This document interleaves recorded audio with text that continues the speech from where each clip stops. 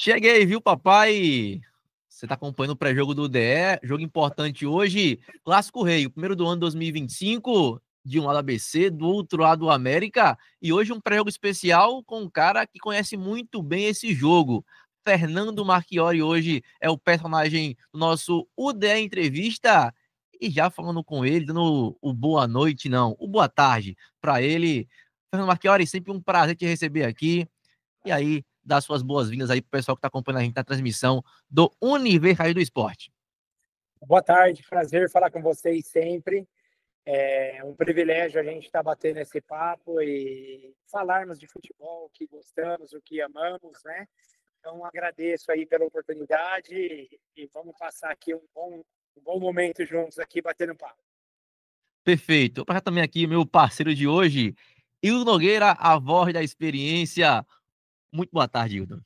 Boa tarde, Marcos. Boa tarde, professor Marchiori. Uma honra estar participando de mais um UDE Entrevista, né? Agora com mais um grande personagem que teve uma passagem importante pelo futebol do Rio Grande do Norte. Vamos aproveitar esse tempo aí para falar muito sobre o que aconteceu na sua passagem, também aprender um pouco mais, né, dos seus conhecimentos sobre futebol e, claro, falar também da sua trajetória aí muito importante e que chegou hoje até na equipe do Primavera, onde já vai fazendo um grande trabalho aí na temporada 2025. E professor, antes de falar de Clássico Rei, eu queria falar sobre o seu atual clube, né, o Primavera. Como é que tá as coisas por aí em São Paulo? Começou bem a competição, são 2 vitórias, um empate. Fala um pouco desse seu trabalho também nesse clube aí de São Paulo. Aqui é um clube novo, né? Uma SAF, né? Onde estamos tendo esse privilégio de trabalhar aqui. O clube é do Nenezini, né, que é o agente, o representante do Firmino, né? Foi do Rafael Marques, né, William, Bigode, entre outros atletas aí renomados, né? Antigamente também tinha o Deco saiu, né? Onde está o Igor, né? Somente, que é o presidente da SAF, então é o Igor e o Nenê. Então, é um projeto diferente, onde nós queremos alcançar sempre, claro, o êxito, né, desportivo, mas, paralelamente, aqui tem o trabalhar também com os atletas jovens, colocar no mercado, revelações, né? Então, isso também é de fundamental importância para o projeto. É uma cidade perto de Campinas, localizada a 10, 12 minutos do aeroporto de Campinas, né? Então, é um centro muito bom. Então, é um clube onde vem se estruturando, crescendo a cada dia. E o ano passado eu vim para cá, né, já em maio, iniciei o Campeonato Paulista da primeira divisão do Santo André. O meu pai vinha muito doente, né? Meu pai ficou 11 meses internado aí dentro de um hospital, depois veio a falecer, a descansar. E tendo esses motivos, o Nenê, que nós já somos conhecidos, amigos de muito tempo, me ofereceu um projeto, ele queria até o final desse ano, mas aí nós chegamos a um acordo para sermos pelo menos até o final da 2, onde iniciamos a Série A2 agora, com 3 jogos, e estamos ali dentro do primeiro objetivo, que é permanência, classificação, e depois mata-mata é uma outra competição.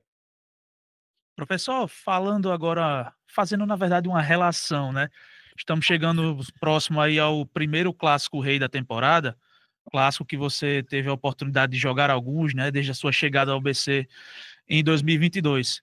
E aí, relembrando essa sua chegada, você teve 10 dias antes do seu primeiro clássico, né, que foram ali 2 jogos do Campeonato Estadual, uma vitória contra o Açu por 7-0 e uma vitória contra o Potiguar de Mossoró por 1-0. Você chegou invicto ao primeiro clássico do ano, até para tentar mudar um panorama de onde até então o América vinha levando a melhor nos clássicos. Em 2022 você chega para tentar mudar e consegue fazer isso com o título estadual alcançado no Frasqueirão pelo placar de 4-2. Então eu queria que você falasse um pouco dessa sua chegada ao ABC, seu início no futebol do Rio Grande do Norte, como você conseguiu mudar, né, aquele trabalho do ABC ali naquele início de temporada e fazer que com a equipe que sofresse uma desconfiança até por parte do seu torcedor se tornasse a equipe campeã e que teve sucesso no restante da temporada também. É uma situação de uma gratidão que eu levarei para o resto da minha vida, né? Porque foi aí que abriu a porta no Nordeste para mim como treinador.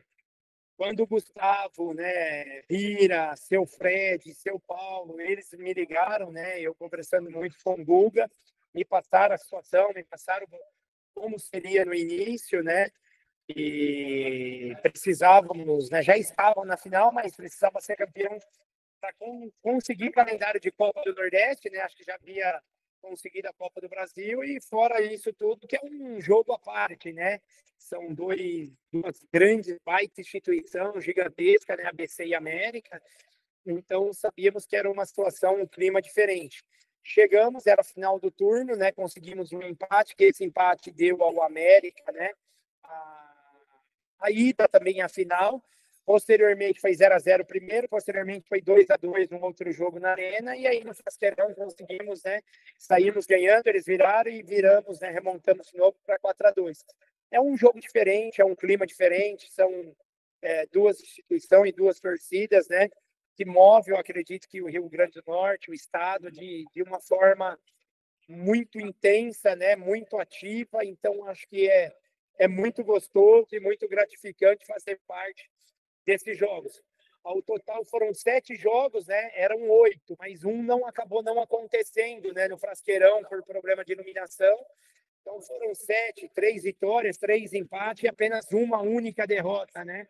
Que foi no primeiro jogo da final de 2023. Então eu guardo as melhores recordações e as melhores lembranças possíveis desse grande jogo, desse grande duelo. E eu queria falar com o senhor, Fernando, sobre aquele primeiro jogo, né? Porque, assim, são 2 jogos mais tranquilos, entre aspas, você chegou numa fogueira muito grande, mas aquele primeiro jogo é muito importante, porque mesmo sem você conhecer muito o elenco, teve ali 10 dias para conhecer esse elenco, você conseguiu montar uma estratégia para parar o América. E conseguiu fazer isso, né? Foi um 0-0, empate. Queria saber como é que foi aquele primeiro clássico para você. Você lembra de alguma recordação marcante, alguma conversa, para que os jogadores entendessem seu trabalho tão rápido e conseguissem colocar em prática naquele clássico? Lembro sim, lembro sim. Nós fizemos 2 jogos antes e o América também teve jogos pelo estadual. Como nós, né, não éramos conhecidos até então aí do estado, eu com o meu auxiliar, o Carlinhos, junto o Gustavo e um amigo nosso, o Erdi, fomos assistir 2 jogos, né, do América, um presencialmente, outro, né, nós vimos por vídeo. E a nossa ida presencial ela foi fundamental para que nós pudéssemos traçar as diretrizes para aquele primeiro compromisso nosso, né? Então acho que isso aí foi um detalhe muito interessante, né? Conseguimos ficar num cantinho lá, tranquilos, escondidinho, assistindo, fazendo as anotações, para que aí pudéssemos, né, ver mais jogos que a gente já estava vendo, analisando, e aí colocar no treinamento para que a gente pudesse desempenhar. Aí, professor, aí a gente lembra que você consegue outro empate, como você falou, um 2-2, e a gente chega naquele jogo no Frasqueirão, que não sei pra você, mas pra mim aquele jogo é muito emblemático, né? Porque é um 4-2 com muitas viradas, e eu queria saber de você se aquele jogo é o mais marcante contra a equipe do América no Frasqueirão 4-2. Eu acredito que aquele dia no Frasqueirão do América, o que foi marcante foi que nós saímos, né? Também tivemos uma estratégia diferente, saímos ganhando e eles, né, viraram o jogo. Com o pênalti do Wallace, assim que virou o jogo, imediatamente nós colocamos o Jefinho e colocamos mais, né? Fizemos acho que umas 2 trocas já de imediato e mudamos a característica do jogo. E aí tivemos a felicidade, né? A torcida empurrou, né, após o gol de empate, fazendo um barulho ensurdecedor, motivando, e aí nós conseguimos, né, buscarmos a remontada novamente e construir um placar de 4-2. E foi um período também, claro, que já começou bem vitorioso. Logo em seguida, o grande desafio do ABC na temporada, que foi a Série C, uma busca por um acesso para uma competição de um nível mais elevado que o ABC já buscava há um bom tempo.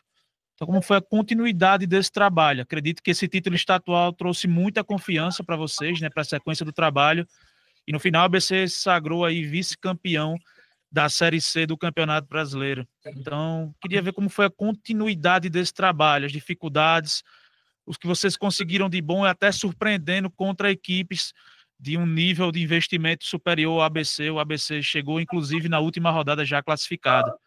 Então, fala como foi um pouco desse 2022, né? Que acho que foi o grande momento do ABC nos últimos anos e o grande momento seu também, vestindo a camisa do ABC, né? Sendo o técnico do clube.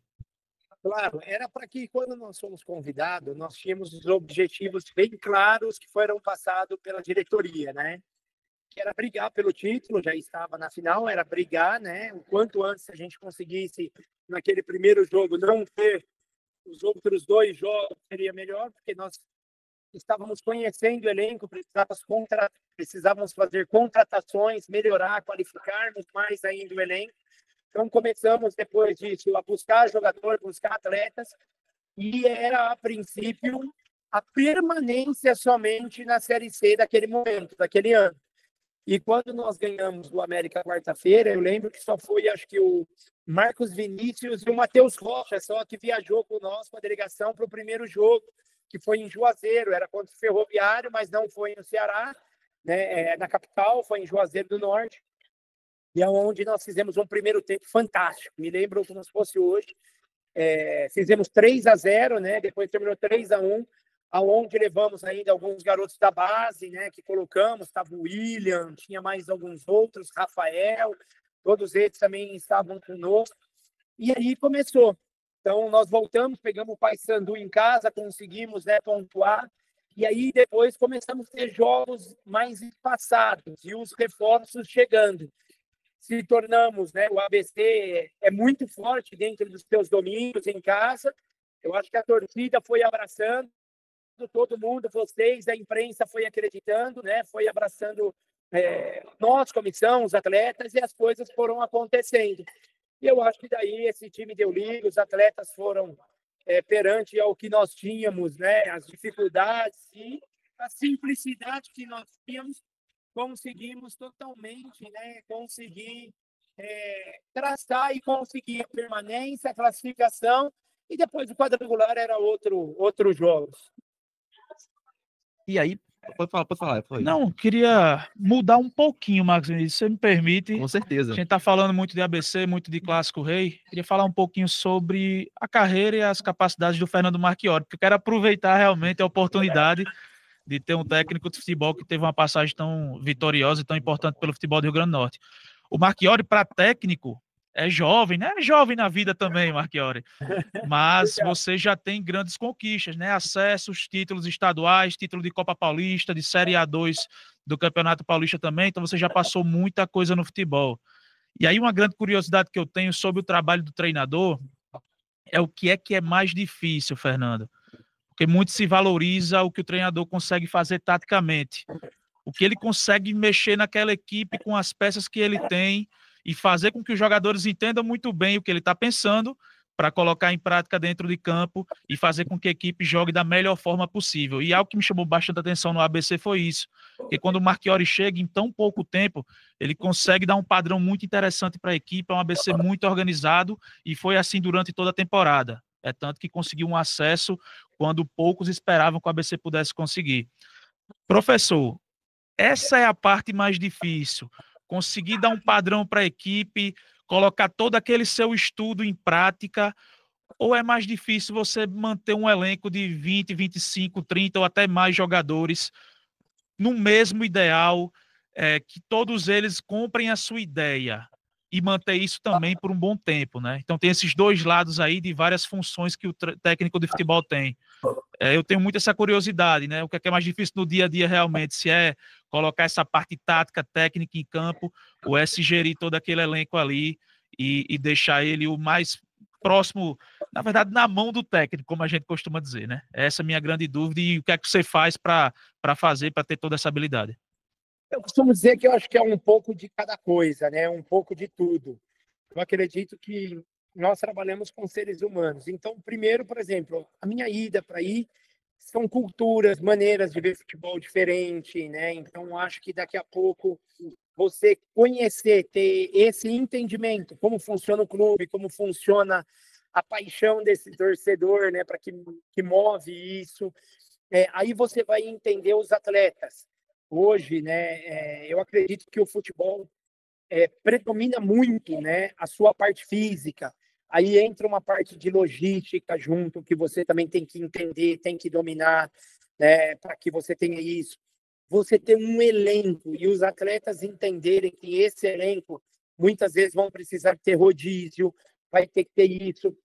Eu atuo muito conforme adversário, né, mudando plataforma de jogo, mudando o sistema, porque senão eu acredito que você não precisaria ter 30 e poucos atletas, cada um com uma característica, na verdade. Então eu acho que o fator surpresa, o fator mudança é importante nisso.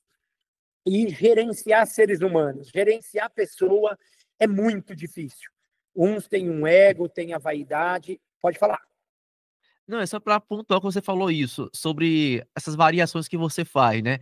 Eu lembro de duas situações.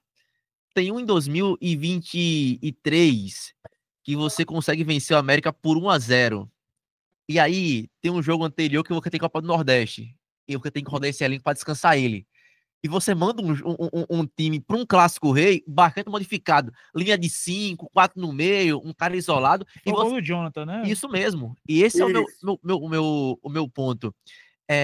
Como é que você consegue, em tão pouco tempo, mudar esse time assim e os jogadores conseguem assimilar tão rápido? Porque também tem outro jogo, o 2-2 contra a equipe do América, eu acho que é no primeiro, da final geral, que o Alan Dias machuca. Foi. E aí você muda todo o time pra final no Frasqueirão.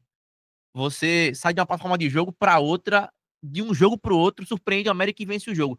Como é que é essa mudança de um jogo para o outro, para o jogador assimilar tão rápido assim, essa sua mudança, Marchiori?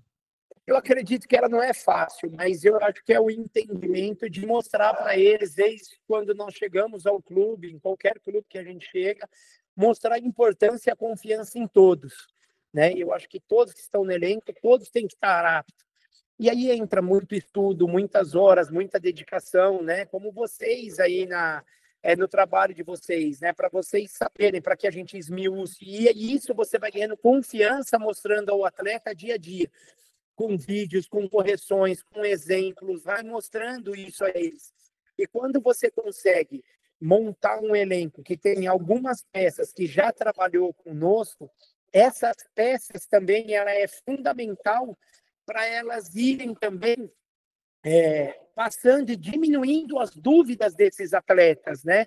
Então, com isso, você acelera o processo deles de conhecimento, você acelera o processo deles de entendimento, e eu costumo dizer, hoje, nós, comissões técnicas, somos mero facilitadores de caminhos, né? Então, a gente quer facilitar o caminho para que eles possam entrar e desenvolver todo um trabalho com o máximo de subsídio, de informação. Se vocês vão fazer um jogo, uma reportagem, quanto mais vocês souberem daquela equipe, daquele corpo técnico, né, daquela instituição, mais fácil fica e mais informações esclarecedoras, consequentemente, vocês conseguem ter e colocar. Mas aí vem o trabalho dia a dia, mostrando e insistindo, e assim conseguimos. E falando até um pouco sobre o dia a dia, né? Ainda tentando pegar mais informações aí do conhecimento, na verdade, do técnico Fernando Marchiori. Fernando, queria saber sobre uma situação que a gente vê muito no futebol, que é repertório. Vê muito falar, né? Alguns técnicos aí não abrem mão da sua maneira de jogar. Acho que o grande exemplo disso é o Fernando Diniz. O Fernando Diniz é um técnico que foi muito criticado no Fluminense ano passado, porque a equipe estava mal e ele não abria mão das suas convicções, né? Uma equipe que não estava conseguindo mais fazer a marcação alta como conseguiu em 2023, sofria muito por isso. Enfim, para um técnico é desconfortável mudar. Você já falou que trabalha também muito em relação ao seu adversário, mas para um técnico, às vezes, quando acerta a equipe ali e de repente, em determinado momento, as coisas não vão tão bem quanto antes, é um pouco desconfortável mudar a maneira de jogar, às vezes marca mais alta, agora eu vou ter que marcar um pouco mais baixo porque o time não está tão ajustado. É um desconforto para isso ou é um desafio que é instigante para o técnico? Ter essa dificuldade de tirar dela o máximo possível para dar uma reviravolta numa fase ruim que a equipe pode passar. Eu levo como um verdadeiro desafio, né? Como um verdadeiro aprendizado, né? Eu acho que o que faz a gente evoluir, crescer é isso, né? Ter esses desafios. E, claro, quando você... Cada um tem é o que eu costumo dizer sempre. Não tem, acho que, uma única forma. Não tem o certo e não tem o errado. Cada um tem uma característica, uma filosofia, uma maneira de enxergar, né? Por isso que esse esporte é tão apaixonante, tão alucinante, né? Cada um vê de uma forma. Mas eu acredito que quando você tem que estar encaixado, tudo fica mais fácil. Agora, quando você precisa, como você frisou muito bem, mudar, sair da sua, né, zona de conforto, mudar a plataforma, mudar características, ou que você não tem no elenco quando você chega, as características que você considera as ideais para aquela formação que você gosta, para aquilo, é muito desafiador, né? Então, eu acredito que isso só enaltece e enobrece o crescimento do profissional. Pronto, e é importante que você falou também, essa questão de montagem de elenco, Fernando. A gente vê que hoje você está na equipe do Primavera e conta com alguns jogadores que você já treinou no ABC, como o caso do Afonso, o Matheus caso do Anjos. próprio Enan, do Matheus Anjos. É importante para o técnico, para o entendimento mais rápido da sua filosofia, para o seu modelo de trabalho, ter alguns jogadores, entre aspas, né, de confiança, ou nem entre aspas mesmo, jogadores de confiança que já trabalharam com você, que entendem bem e que talvez seja um ponto facilitador para os outros atletas também entenderem melhor o seu trabalho. Então é importante ter jogadores que já passaram pelo seu trabalho, facilita de alguma forma aí esse desafio sempre que você chega na nova equipe e, claro, nessa montagem de elenco que é tão importante para entender bem as características do treinador? Com certeza, com certeza. Ainda mais da minha maneira de ser, né? Eu sou um cara muito direto, né? Então, eu ali dentro eu me transformo do meu dia a dia. Eu costumo dizer que com o meu pão de cada dia ninguém brinca, né? Então, eu me transformo. Então, muitas vezes, essa minha maneira mais enérgica, agressiva ali naquele momento, causa um impacto para eles, até eles me conhecerem, quem não conhece, de uma forma diferente, né? Então, essas pessoas que já trabalharam conosco, elas conseguem ter uma ponderação também para esses atletas e mostrar que o caminho não é dessa forma, que não é assim, porque eu costumo dizer, você tirar as pessoas, hoje em dia, você ser verdadeiro, você falar o que você pensa, você tirar as pessoas da zona de conforto com profissionalismo, né, cobrando isso, exigindo isso, é uma situação que é muito difícil de você, né, ser aceito em alguns momentos. Então, eu acredito que se você pegar os nossos números no ABC são maravilhosos. No Náutico, nós fizemos 12 jogos com apenas 2 derrotas. Quando eu pedi para sair do Sampaio por conta do meu pai, que nós recebemos um telefonema do meu irmão que meu pai poderia descansar a qualquer momento, o Sérgio Frota foi fantástico comigo, foi fantástico, presidente. Nós deixamos o clube a 4 pontos só da permanência, tendo 2 jogos em casa, que era Avaí, Tombense e Sport fora. Então, o meu início no Santo André não foi legal. No Primavera, nós temos 13 jogos com uma derrota apenas. Então, essas pessoas que já nos conhecem, isso ajuda, facilita, passa a ser um facilitador. Mas hoje o futebol, se você não tiver isso, se você não for competitivo, principalmente esse nível de clubes que nós estamos trabalhando, que sempre a parte orçamentária ela é mais difícil, mais escassa. Então, você tem que dar resultados e conseguir de alguma forma. Então, você tem que estar se reinventando a todo momento. E aí, professor, eu queria, nesse gancho que o Guido falou, sobre se adaptar, sobre se reinventar, eu queria saber do momento mais difícil naquele começo de temporada com o ABC em 2022, quando você chegou. Existiu um momento em que você falou, caramba, esse momento aqui foi o mais complicado, mas eu consegui sair de alguma forma que o ABC voltou a jogar bem, voltou a vencer. Tem algum momento desse na sua carreira no ABC que você se lembra? O momento que eu acho que a gente passou, que nós tivemos 5 ou 6 empates, foi quando a gente perdeu o Kevin. Né? O Kevin saiu. Então, quando nós perdemos o Kevin, o mercado nós não conseguimos encontrar mais um meia com a característica dele. E ele vinha encaixado naquilo. Então, nós tivemos que buscar, fomos se adaptando daqui, se adaptando dali. No ABC, eu considero, acho que nós tivemos 1 ano e meio. Se você me falar do ABC, o que foi ruim foi bom, por culpa do bom. porque foi 23 e nós, em março, final de março, abril, nós éramos o terceiro melhor ataque do Brasil, fazendo rodízio. Então, nós chegamos numa final, fomos campeões estaduais, chegamos à final do Campeonato Brasileiro, chegamos em outra final do Campeonato Potiguar e chegamos na semifinal da Copa do Nordeste. E chegamos na terceira fase da Copa do Brasil, que ninguém esperava. Por isso que nós tínhamos quase 30 jogos até abril. Então, eu falo, o meu momento mais difícil foi jogar uma decisão com 15 ou 18 atletas lesionados. Essa que foi a minha maior infelicidade. Então, por culpa do quê? De grandes resultados que até então nós tínhamos, que foi chegar na final, terceira fase de Copa do Brasil e semifinal. E pagamos o pato por fazer e chegarmos com tudo isso, sendo o terceiro melhor ataque ainda do Brasil, tendo rodízio, o elenco rodando. Então faz parte. Então esse que foi o momento mais difícil que tivemos. Fala até um pouquinho sobre essa sua reta final no ABC, que acho que pega um pouco do que você falou. Foram muitas lesões naquele momento. Era o Fernando Marchiori que vinha de 2022 brilhante. Lembro que o ABC ficou um ano sem perder, até mais de um ano sem perder dentro do Frasqueirão. Eu lembro até que eu fiz essa matéria, perguntei ao Fernando Marchiori, que era chamado de bruxo pela parte da imprensa, pelo torcedor abecedista. E a gente lembra que dentro de casa o ABC era muito forte. Nessa reta final, com algumas lesões, que eu lembro muito bem que o departamento médico do ABC ficou cheio, a equipe teve aí uma oscilação, uma queda de rendimento, talvez o desempenho não fosse mais o que apresentou em outro momento, talvez pagou o pato por isso, como você falou.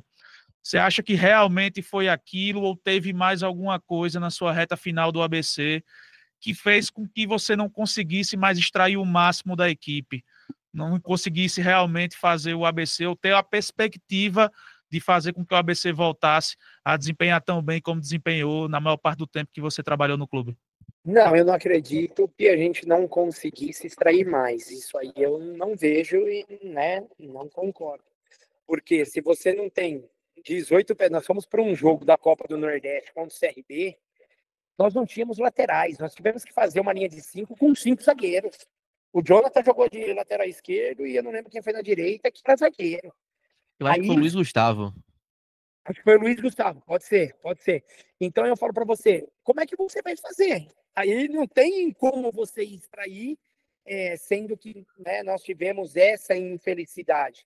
Né? Até então, até chegarmos ali, nós fizemos mais de um ano, o clube não tinha GPS, o clube não tinha nada. Nós tínhamos que ter o controle de carga, nós tínhamos que ter todo o controle, jogando a cada 2, 3 dias, entre nós, preparação física, né? Tudo isso na conversa, no feedback do atleta, em minutagens. Então, acho que o desafio foi muito além disso. Né? E eu tenho certeza que, se nós depois tivéssemos todo mundo à disposição, pelo que o time vinha apresentando, óbvio que podia ter uma oscilação ou outra, porque, né, seria um ano muito cheio, muito inchado de jogos, isso faz parte, a logística, voos de madrugada, né, tudo isso. E eu me lembro que nós saímos no início da primeira fase de Copa do Nordeste, que nós tivemos o Tum-Tum na Copa do Brasil, nós ficamos 14, 15 dias fora direto, nós fomos jogar num sábado contra o Vitória em Salvador, chegamos na sexta, né, em Salvador, tivemos que ir para Camaçari, você andou 1 hora de ônibus. Sábado voltamos para jogar no Barradão, mais 1 hora. Acaba o jogo, você volta para Camaçari. Só aí já foram 3 horas. No domingo você ia para o Ceará. Você voltou mais 1 hora, 4. Chega no Ceará, jogando quarto contra o Ferroviário, empatamos lá. Saímos quinta, andamos mais 5, 6 horas de ônibus para ir para Mossoró pegar o Potiguar. Jogamos no sábado, depois nós saímos domingo, 6h40 da manhã, batemos em Tum-Tum, 9h40 da noite. Aí eu quero dizer, quem que é humanamente, fisiologicamente impossível os atletas conseguirem ou suportar isso, um nível altíssimo, né? Então, são questões que nós tínhamos e que eu falo e reitero, que eu fiquei muito feliz. Isso foi conseguir calendário, conseguir boas competições e gerou isso. Só que estruturalmente e financeiramente, nós não estávamos tão preparados para suportar tudo isso, né? Onde exigiria né, gastos maiores, investimentos maiores. Então, nós estávamos ainda no famoso cobertor curto. Uma baita administração que o presidente Bira, seu Fred, seu Paulo vinha fazendo, pagando em dia, reduzindo conta, injustiça, fazendo tudo isso.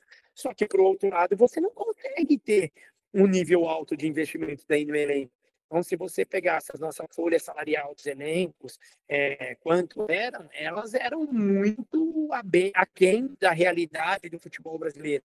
Então, aí que eu acho que foi um mérito gigantesco meu, do Gustavo Cartacho, de toda a comissão, staff, diretoria, de termos conseguido montar ainda elenco muito competitivo. Se você fizer uma conta de receita de tudo isso, nós participamos junto a deles de quase 20 milhões para o clube. Então, um troço assim, fora, né, do normal. Professor, encaminho já para o final, mas pode Só falar. só, tá. Não, o Marcos Vinícius, eu já tô sabendo que ele vai se caminhar para o final da entrevista, vai fazer algumas perguntas, né? E acho que pedir até o palpite do Fernando para o Clássico Rei. É importante, né? Uma última minha, antes de passar aqui para a finalização do Marcos, Fernando. A gente tá falando de clássico e eu vou fazer essa pergunta porque você é um cara que tem história no futebol do Rio Grande do Norte e mais especificamente com o ABC. Mas em relação ao outro lado, o América, você já recebeu alguma proposta do América? E, não para agora, porque eu não estou pedindo para o Leston Júnior sair, mas se chegar uma proposta do América em algum momento, você consideraria trabalhar no Alvirrubro também, por mais que tenha tido uma história com o ABC? Já recebi, e consideraria, sim, óbvio. Eu sou um profissional onde eu respeito sempre todas as instituições, né? De nós sermos sérios, sermos profissionais, fazermos o melhor sempre. Óbvio que jamais vai apagar a minha gratidão que eu tenho com o ABC, como eu falei no início, que foi o clube que me abriu as portas no Nordeste como treinador. E eu não fiquei aí 1 mês, 2 meses, 3 meses. São 3 finais que nós chegamos, foram muitas conquistas, muitos objetivos alcançados, então a gente tem sempre um respeito e uma gratidão muito grande. Professor, eu fiquei agora curioso. Eu sei que está caminhando para o final, mas eu queria saber de você. Em qual período surgiu essa proposta do América para você? Não, já recebi a proposta. O período. Perfeito, pessoal, tá tranquilo. Professor, se encaminhando para o final e agora com 2 perguntinhas muito interessantes. Eu queria saber, nesse período do ABC que você passou, nesse Clássico Rei que você disputou, tinha algum jogador do América que você via muito potencial e queria trabalhar com ele nesse tempo pelo ABC? Eu vejo assim, era sempre as duas equipes, né, de um padrão e do nível muito equivalente, muito alto, né? Então eu acredito que sempre tem bons atletas, tanto no ABC quanto no América, na verdade. Então eu acredito que o bom jogador, o bom atleta, você sempre quer trabalhar, seja ele aonde ele, né, tiver, aonde ele passou, se ele pode, num momento certo, da onde nós possamos estar, nos servir e a gente entender que para a plataforma, para aquela equipe, a característica, tudo isso, ele venha nos servir e ser útil, para mim eu não tenho isso não. Com certeza trabalharia sim, e já teve sim atletas ali qualificados. Mas você lembra de algum nome assim que te marcou? Falou, caramba, esse cara é muito inteligente, pra essa posição aqui, ele tem muita qualidade. Nem mesmo para substituir alguém do ABC em si, mas para compor um elenco, para fortificar aquele elenco de 2023 ou até mesmo 2022. Você pega, por exemplo, era o meia Alvinho, né? Alvinho, era muito técnico, muito técnico, muito bom jogador. Você pega, teve o Zé Eduardo, aí eles tiveram um também que trabalhou comigo no Sampaio, mas ele chegou depois, estava um pouco fora de forma atacante, Rafael, né? Então, assim, são todos esses aí, ó, são grandes atletas, muito bons jogadores, dependendo da circunstância que nós estejamos, né? Você pega o Jean Pablo, zagueiro, né? Fez aí grandes jogos também, né? Teve boas atuações, né? Então era uma equipe muito competitiva, né? Perfeito, professor. E agora, para encerrar, né? Como o Guido falou, seu palpite para esse jogo, não sei quanto você está acompanhando o ABC e América, mas queria saber de você se você consideraria arriscar algum palpite para esse primeiro Clássico Rei 2025. De um lado, o Ney Franco, pela primeira vez no futebol potiguar, Do outro lado, o Lester Hunt também chegando pela primeira vez em solo potiguar. Quero ouvir tua opinião sobre esse jogo e se você arriscaria um palpite. Dois grandes profissionais, e o meu palpite é para que seja um clássico de paz, um clássico maravilhoso, aonde todos que forem assistir possam desfrutar e que seja mais um clássico marcante para o estado. Esse é o meu palpite. Pessoal, muito obrigado por essa participação, obrigado pela sua disponibilidade, como sempre quando eu falo com o senhor me responde, uma educação fora do comum. Muito obrigado. Deixa seu recado final para o pessoal que está acompanhando aqui nosso pré-jogo do UDE nesse Clássico Rei, 1º de 2025. É um prazer falar com vocês. Reitero meus agradecimentos a você também, sempre muito solícito, simpático para comigo, né? Sempre muito educado, muito amável. Então, agradeço vocês, que vocês tenham um ano abençoado de trabalho, né? E essa cidade aí, esse povo todo que aprendi a amar, é uma parte minha e da minha família. Nós somos muito gratos a esse estado, a essa população, a esse povo. E quem sabe um dia nós possamos, né, nos reencontrarmos, ou aí trabalhando por aí, ou, né, indo visitar, podermos trabalhar contra, sei lá, de alguma forma, porque nós temos aí uma gratidão muito grande aí por vocês, por esse estado, e muito obrigado. Valeu, pessoal, um grande abraço, valeu, Hildo. Valeu, papai. Professor, obrigado aí pelas palavras também, por todo o sucesso que desejou pra gente, sucesso nessa jornada também. Muito e agora partiu o clássico, né, papai? Isso mesmo, viu? Valeu, Fernando Marchiori, tchau, tchau. E até a próxima. E fiquem agora com o Clássico Rei, o 1º de 2025. Valeu, papai!